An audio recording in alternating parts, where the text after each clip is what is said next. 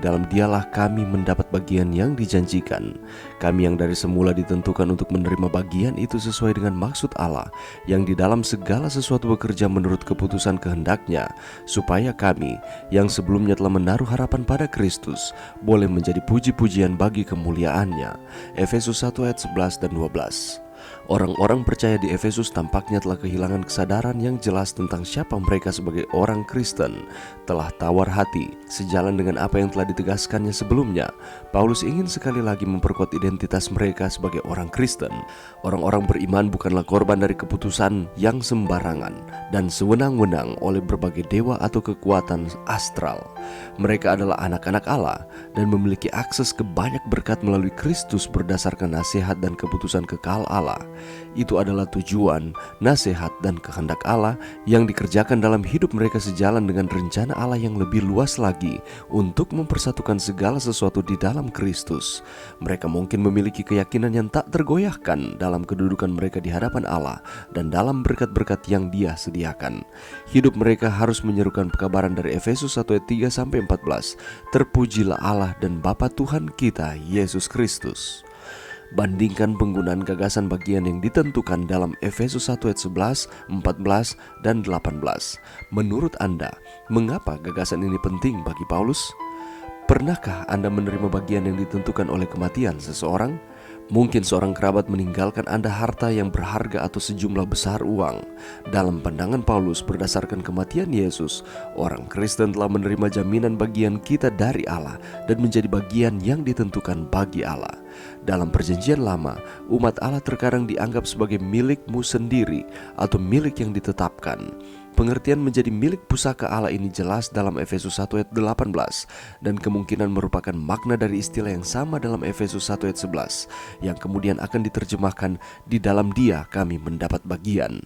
Sebagai elemen pusat dalam identitas Kristen mereka, Paulus ingin orang percaya mengetahui nilai mereka di hadapan Allah. Mereka tidak hanya memiliki warisan dari Tuhan, tetapi mereka adalah warisan Tuhan. Apakah perbedaan antara bekerja untuk mendapatkan sesuatu dan mendapat bagian yang ditentukan? Bagaimana gagasan ini membantu kita memahami apakah yang telah diberikan kepada kita di dalam Yesus? Pelajaran yang bisa kita dapatkan pada saat ini. Mari kita sekali lagi melihat di dalam Efesus 1 ayat 11 dan 12. Firman Tuhan mengatakan, "Aku katakan di dalam Kristus, karena di dalam Dialah kami mendapat bagian yang dijanjikan.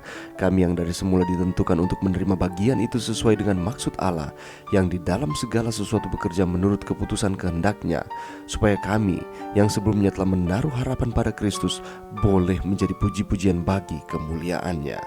Rasul Paulus memberikan ulasan tentang pentingnya kemurahan Allah bagi setiap orang yang percaya kepadanya. Kemurahan Allah membawa perubahan di dalam kehidupan seseorang yang tadinya berada di luar Kristus, dengan pemikiran sendiri berusaha untuk mengerjakan sesuatu dengan kekuatan sendiri, dan pada akhirnya dosa demi dosa yang dilakukan. Tetapi ketika telah berada di dalam Kristus, mengerjakan akan kehendak Allah di dalam kehidupan manusia. Di dalam Kristus, seseorang menjadi ciptaan baru. Yang lama telah berlalu dan sesungguhnya yang baru telah datang. Yang tadinya berpusat hanya kepada diri sendiri, tetapi pada saat ini menjadikan Allah sebagai pusat kehidupan. Jadi jelas sekali adanya perubahan hidup di dalam kehidupan. Rasul Paulus juga di dalam ayat ini menjelaskan bahwa di dalam Yesus Kristus, umat-umat Tuhan mendapatkan bagian yang dijanjikan. Apakah bagian yang dijanjikan tersebut? Janji yang tak mungkin dikerjakan oleh tangan manusia atau usaha sendiri, tetapi yang hanya dapat dikerjakan oleh Allah. Janji itu terpenuhi dengan sempurna dalam keputusannya yang kekal di dalam Yesus Kristus. Tak ada orang yang bisa membantah dan menggugatnya atau meniadakannya, karena janji itu pasti terlaksana di dalam kehidupan orang-orang percaya. Di dalam Kristus, apa yang dijanjikan oleh Allah tentang keselamatan tergenapi secara sempurna. Itulah sebabnya kita seharusnya selalu menaruh harapan kepadanya secara penuh.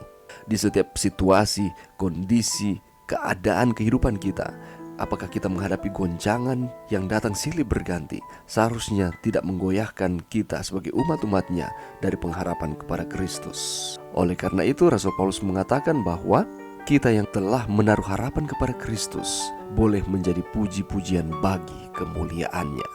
Kita adalah anak-anak Allah dan memiliki akses ke banyak berkat melalui Kristus berdasarkan nasihat dan keputusan kekal Allah. Itu adalah tujuan, nasihat dan kehendak Allah yang dikerjakan di dalam kehidupan kita sejalan dengan rencana Allah yang lebih luas lagi untuk mempersatukan segala sesuatu di dalam Kristus. Allah yang telah melakukan segala sesuatu bagi kita. Dia yang menjadikan kita anak-anaknya. Kita seharusnya dibinasakan, tetapi oleh karena kematian Yesus di kayu salib, kita diberikan keselamatan. Itulah sebabnya hanya kepada Allah sajalah hormat, pujian, kemuliaan diberikan. Terpujilah Allah dan Bapa Tuhan kita, Yesus Kristus. Kita adalah milik kesayangan Tuhan, dan kita bukan hanya memiliki warisan dari Tuhan, tetapi kita, saudara dan saya, umat-umat Allah yang telah ditebus oleh Yesus Kristus adalah warisan Tuhan.